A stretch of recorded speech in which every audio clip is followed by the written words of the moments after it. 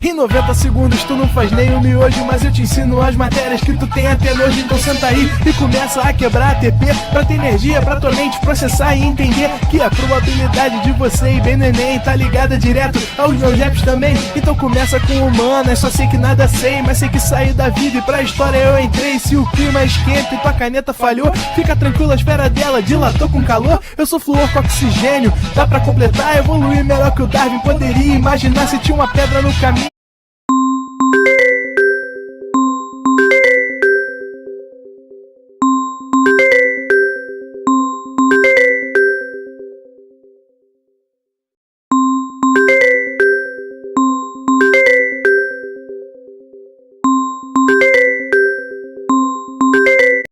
Pode crer que eu já chutei absoluto no rap. Eu nasci pra ser rei, criei uma sociedade aos modelos de Durkheim. O mecanismo dela própria é que diz pra onde vai a inspiração. Thomas Edison dizia: é 1% e o restante o trabalho que faz. Então senta o rabo aí que eu vou te ensinar. Sometimes rap is the best way to learn, rapá. Eu não compreendo, pero não puedo hacer. É só estudar e ouvir as dicas que eu dou pra você. Confere suas respostas e faz tudo com calma. Manda bem na redação, faz do fundo da alma. Esse é o tópico frasal, ainda tem argumentação. E a resposta pra você eu deixei na conclusão. Se tá nervoso, se acalma pra mandar bem. E se liga nos vídeos que eu te preparo pro Enem.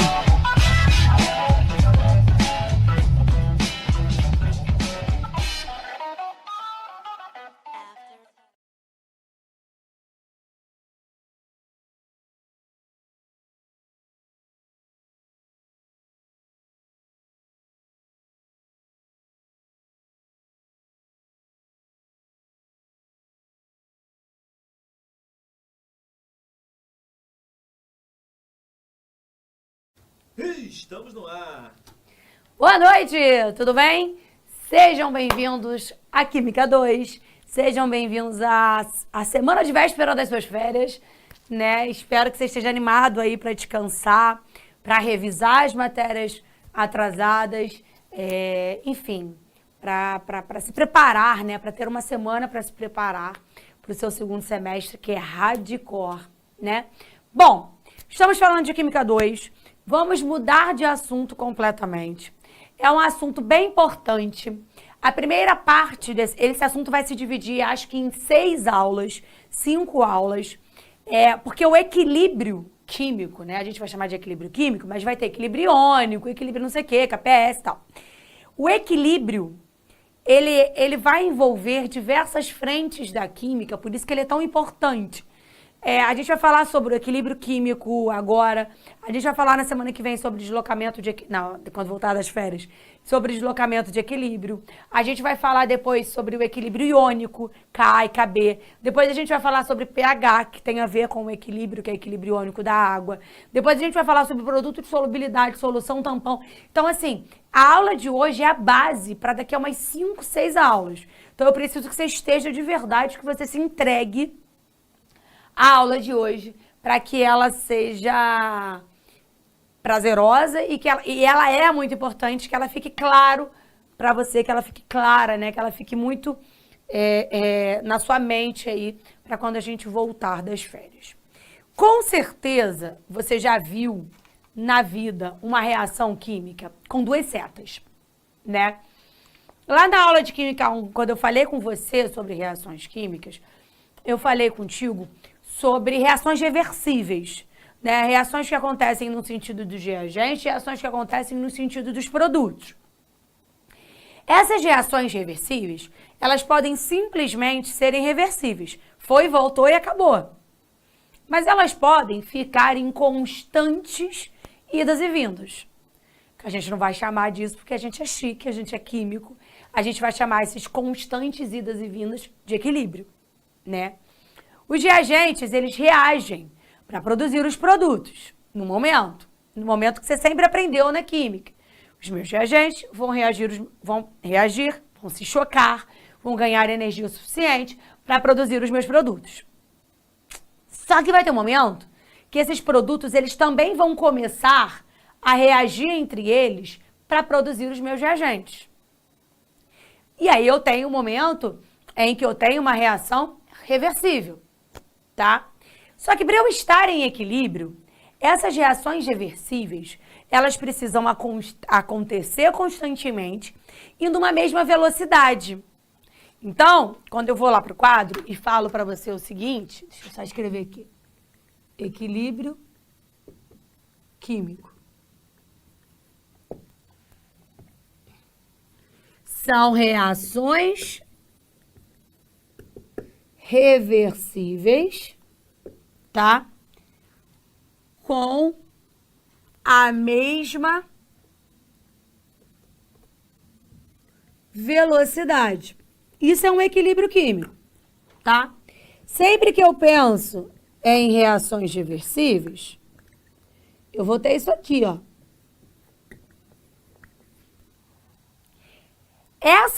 Olha a seta que eu fiz. Sentido direto, que é como a gente vai chamar, ou sentido 1, tá? Sentido inverso ou sentido 2. Vem pra cá. O que é velocidade de reação? A velocidade de reação, a gente vai aprender lá dentro da cinética química. Mas a velocidade de reação, ela está diretamente relacionada com o tempo em que aqueles meus reagentes são consumidos. A velocidade de reação, ela tem uma fórmula, que é V igual a K. O K é a constante de velocidade. O K é para ajustar essa velocidade ali. V igual a K vezes concentração dos meus reagentes elevado a X. Concentração, só para você entender, que concentração está sempre relacionada com mol por litro. Tem a ver com a quantidade de mols que eu tenho a cada litro de solução. A gente vai aprender concentração especificamente lá na aula de soluções, mas saiba que é uma unidade de medida de uma solução. Para você que não lembra o que é solução, solução é soluto mais solvente. É a união de um soluto com solvente, por exemplo, água e sal de cozinha, né? Ou água e açúcar. Tá ali. Sempre que eu pensar em colchetes, eu estou pensando em concentração. Concentração em mol por litro. Elevado, quem é X, Carol? X é o coeficiente estequiométrico, é o númerozinho da frente da minha reação. O coeficiente estequiométrico é o númerozinho da frente da minha reação. Se eu tenho duas reações acontecendo, eu vou ter tanto a velocidade no meu sentido direto, quanto a velocidade no meu sentido inverso. Olhando para isso aqui, eu quero que você entenda o que eu vou te mostrar. A velocidade no sentido direto, ela teoricamente ficaria assim, ó, K vezes hipoteticamente, o reagente A elevado a Azinho, que é o número da frente, né, outro coeficiente estequiométrico, vezes Bzão elevado a Bzinho, que é o número da frente. A minha reação inversa também tem uma velocidade. Esses reagentes aqui estão se chocando, produzindo os meus produtos. Só que esses produtos aqui, eles também vão se chocarem para voltar a virar reagente. E aí eu também tenho uma velocidade disso, que vai ser K vezes C sobre Czinho vezes D sobre elevado a Dzinho. Falei sobre, né? Mas é elevado. Eu tenho ali demonstrado para você as duas velocidades. Elas acontecem. E elas aconteceriam também se eu tivesse apenas reações reversíveis. Velocidade direta, velocidade inversa, beleza, show. Só que tem um detalhe. Para a reação estar em equilíbrio, eu preciso obrigatoriamente que essas velocidades sejam iguais. Então, o que eu tenho de, como é que eu vou dizer? Condição para que uma reação esteja em equilíbrio é que a velocidade direta seja igual à velocidade inversa. Isso é a minha condição para o equilíbrio. Ou seja, a mesma velocidade em que eu estou produzindo C e D, eu estou voltando a ter B e A. É isso. Aí eu queria te mostrar um gráfico, já que a gente está falando de velocidade, eu quero que você entenda. Um gráfico em que eu vou pensar no tempo ou no caminho da reação pela velocidade. Eu vou usar vermelho. Ah, não, antes disso. Tudo bem, Carol. Se a gente sabe que existe sentido direto e sentido inverso, eu preciso entender qual é a minha principal reação. Não existe principal reação. Mas a gente vai precisar ainda identificar quem são os meus reagentes e produtos para facilitar a sua vida daqui a pouquinho. Então, a gente vai continuar chamando esses caras de reagentes e esses caras de produtos. Mesmo que na reação de volta isso mude, tá? Mas, por enquanto, a gente vai continuar chamando quem a gente sempre chamou de reagente, produto de produto. Quando eu olho para o meu gráfico de aquecimento, de velocidade, olha o que eu quero que você entenda. Que a minha reação começou a acontecer. Tá? Deixa eu ver uma coisa aqui. Olha ali no seu material. Seu material, o seu gráfico, também é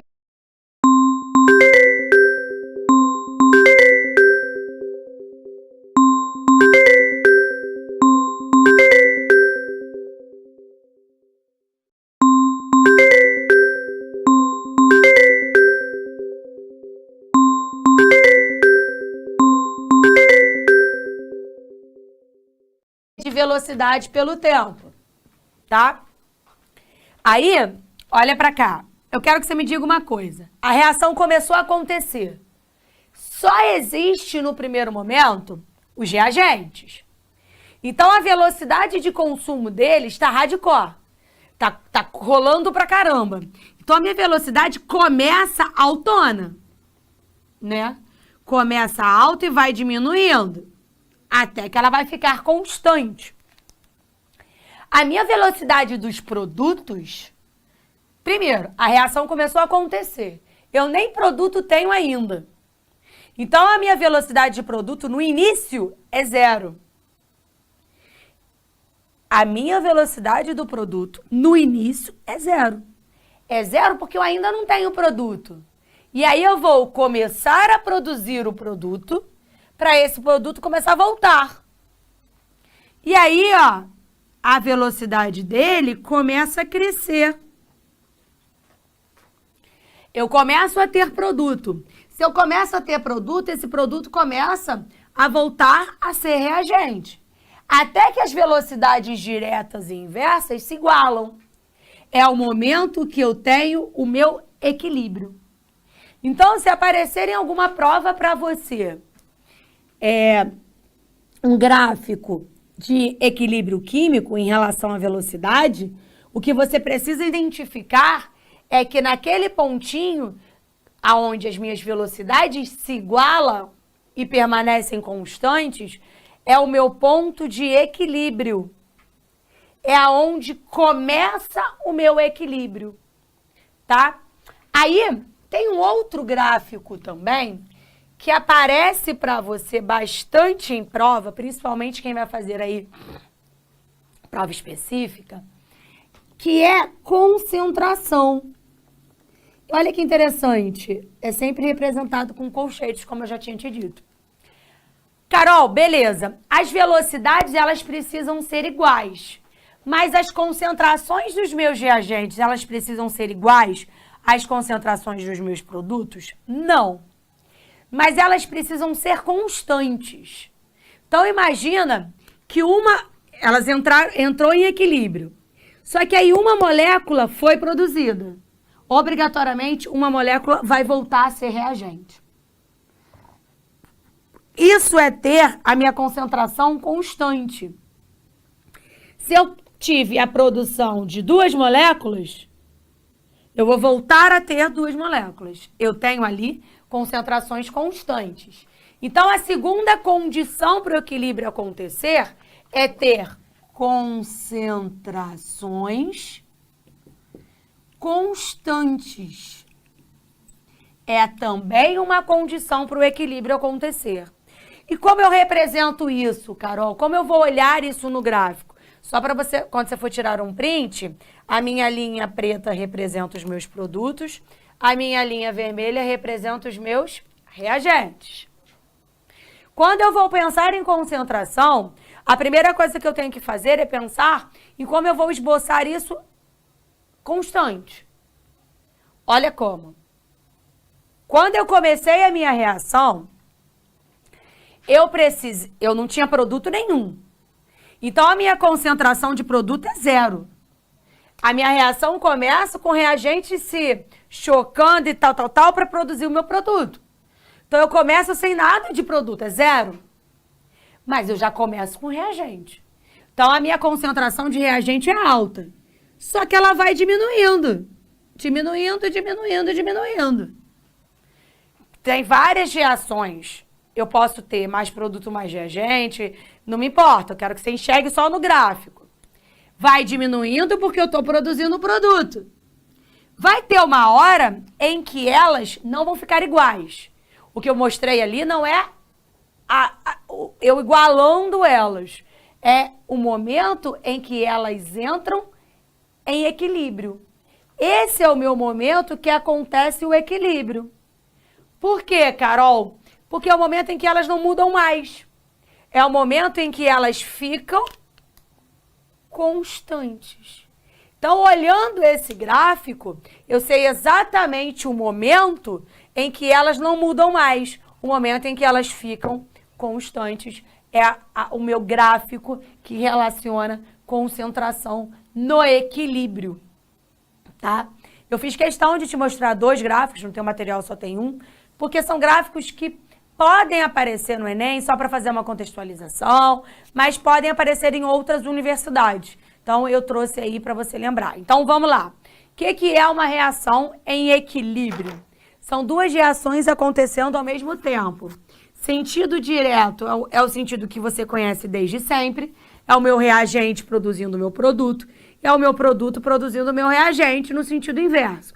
Isso é estar em equilíbrio. As minhas velocidades, para elas estarem em equilíbrio, elas precisam estar iguais. Então, a primeira condição para o equilíbrio é que a minha velocidade no sentido direto precisa ser igual à minha velocidade no sentido inverso.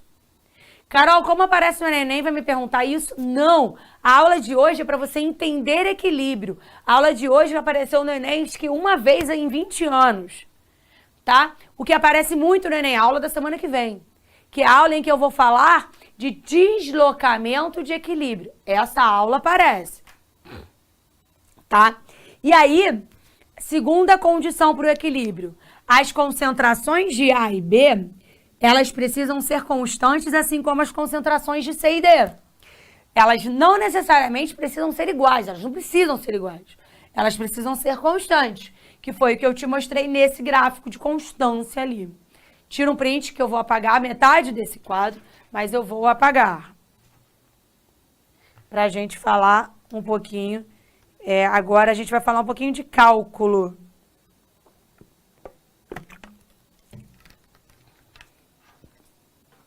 Tá?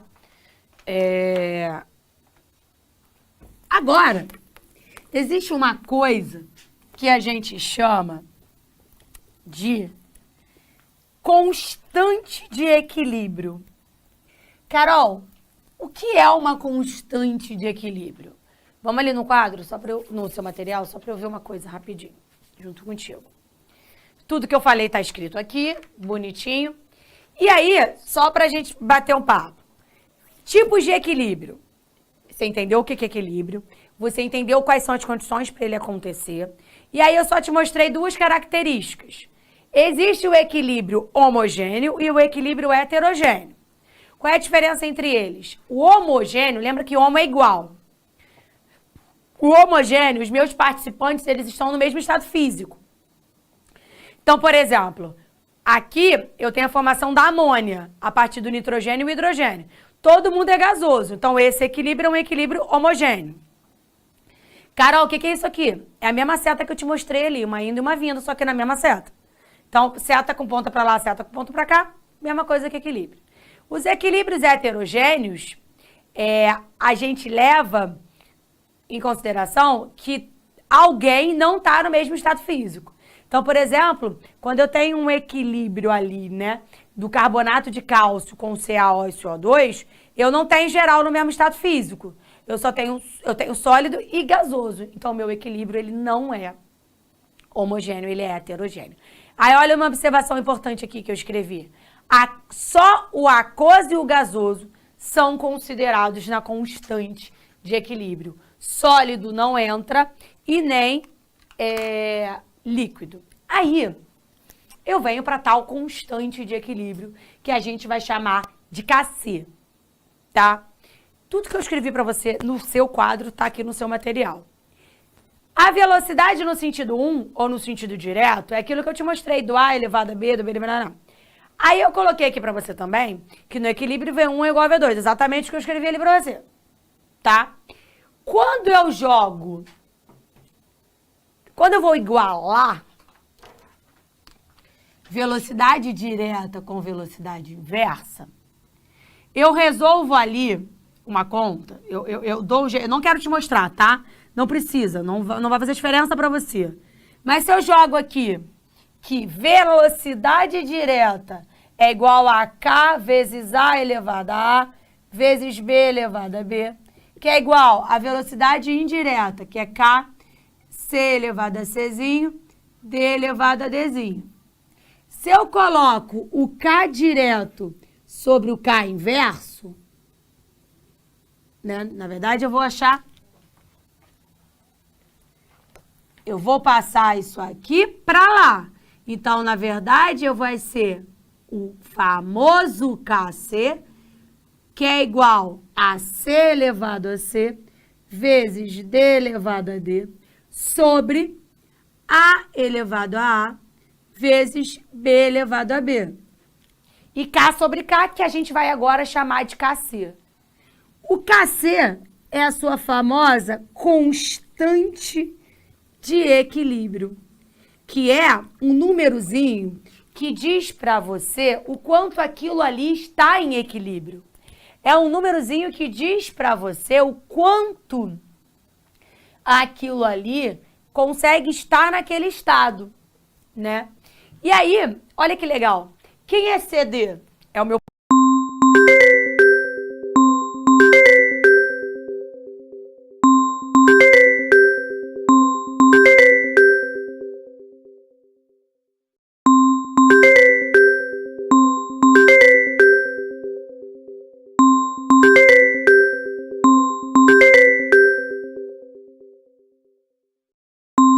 produto. Quem é AB? É o meu reagente. A única coisa que eu fiz foi igualar as velocidades para chegar nessa fórmula. A gente fez junto, tá ali. Só que para você, facilitando a sua vida, o Kc é sempre a concentração dos meus produtos elevado ao seu coeficiente estequiométrico. Se eu tiver mais de um produto, eu faço só a multiplicação, sobre a concentração dos meus reagentes, elevado ao coeficiente estequiométrico. Isso é o seu Kc. Isso é a sua constante de equilíbrio. Isso é o que a questão pode te pedir. Aí olha o que eu escrevi aqui para você, ó, aqui embaixo, ó. O valor de Kc representa as proporções entre as quantidades de produtos de reagentes. Se o valor de Kc for alto, a reação ocorreu favorecendo o sentido direto. Olha que legal. Kc está diretamente proporcional ao produto, mesma linha.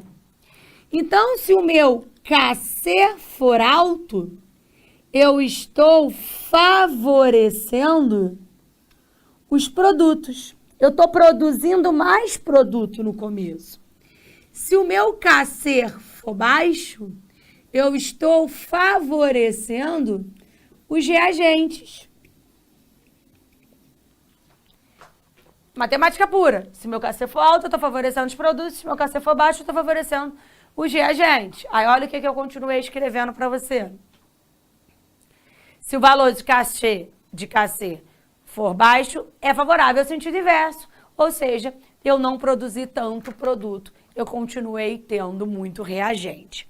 E aí, o que eu quero te mostrar é que esse KC, ele vai ajudar a gente pra caramba lá na frente, quando a gente pensar no ácido, quando a gente pensar no pH. Por isso que eu tô fazendo essa aula bem devagarzinho. Esse KC, você só vai calcular, esse KC você só vai poder colocar nessa fórmula estados gasosos. Olha aqui, eu escrevi para você. Lembra que eu te mostrei? Volta lá no material. Aqui, ó. Aquoso ou gasoso. Ou não, E, né? Ali eu coloquei E, mas aqui eu vou colocar... Não, ali eu coloquei O, mas aqui eu vou colocar E. Estados gasosos e aquosos entram aqui. Tá? Líquido e sólido não entram.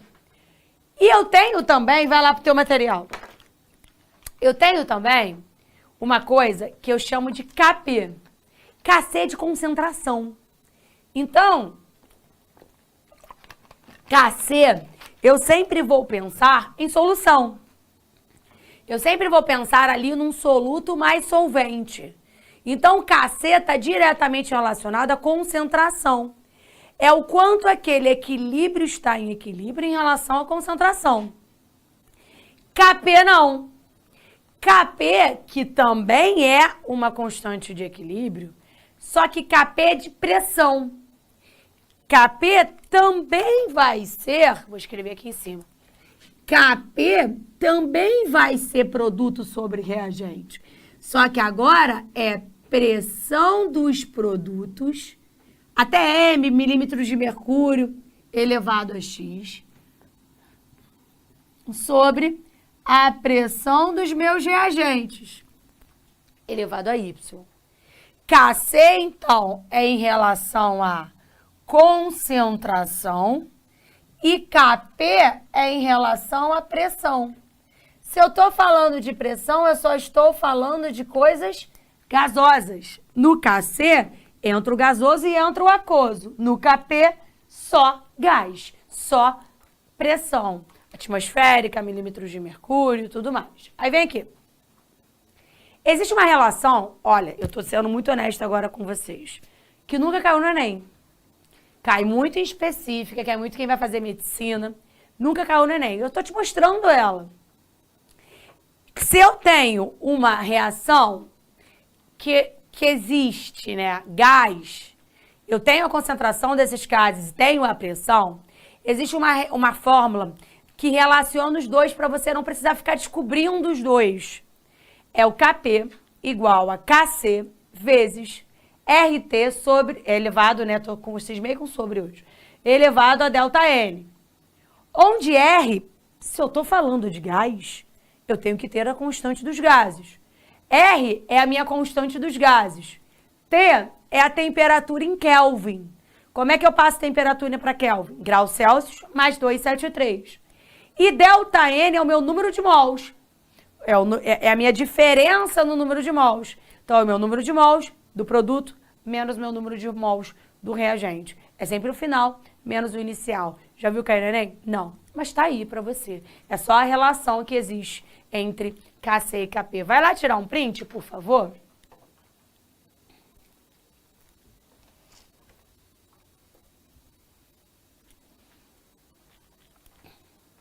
E aí eu quero, antes da gente encerrar, quero te mostrar uma coisa.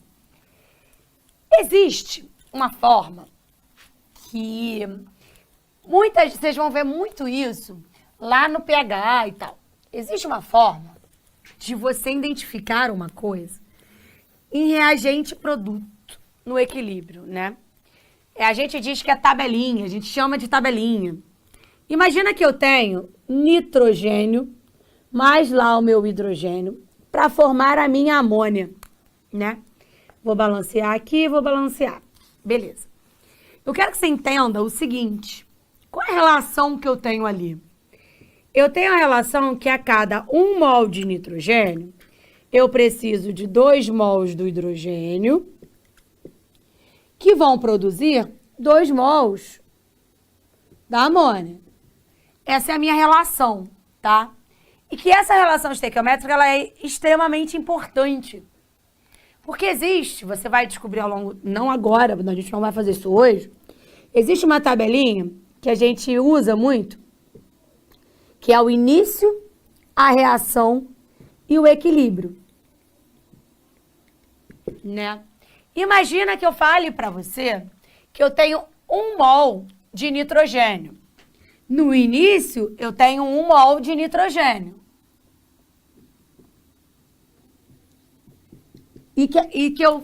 Que essa reação acontece completamente. Então, eu tenho 3 mols de hidrogênio para reagir com ele. Nenhum mol de amônia ainda formado. É o início da minha reação. A reação não começou a acontecer ainda, então não tenho nada formado de amônia. Aí eu viro para você e digo que só reagiu de nitrogênio 0,4. 0,4 mol de nitrogênio reagiu. Opa! Quanto reagiu de hidrogênio? Você vai precisar fazer uma relação estequiométrica. Se 1 mol reage em 3 de hidrogênio, 0,4 mols vão ter que reagir 1,6. 3 vezes aquilo ali. Então, se eu reagir 0,4, 1,6 eu gastei de hidrogênio. Quanto eu produzi de amônia ali? Eu também preciso fazer a relação. Se eu reagir 0,4, qual é a proporção? Não, o dobro? 0,8 de amônia foi produzido. 0,8 de amônia foi produzido. Acabou, entrou em equilíbrio. Se eu tinha 1, reagi 0,4, sobrou no meu equilíbrio 0,6. Se eu tinha 3, reagi 1,6, sobrou 1,4. Se eu tinha 0, produzi 0,8, no equilíbrio eu tenho 0,8.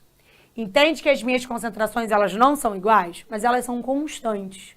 No equilíbrio eu sempre vou ter 0,6, eu sempre vou ter 1,4, eu sempre vou ter 0,8. E aí, se uma questão te pedir o KC, você vai pegar os valores do equilíbrio.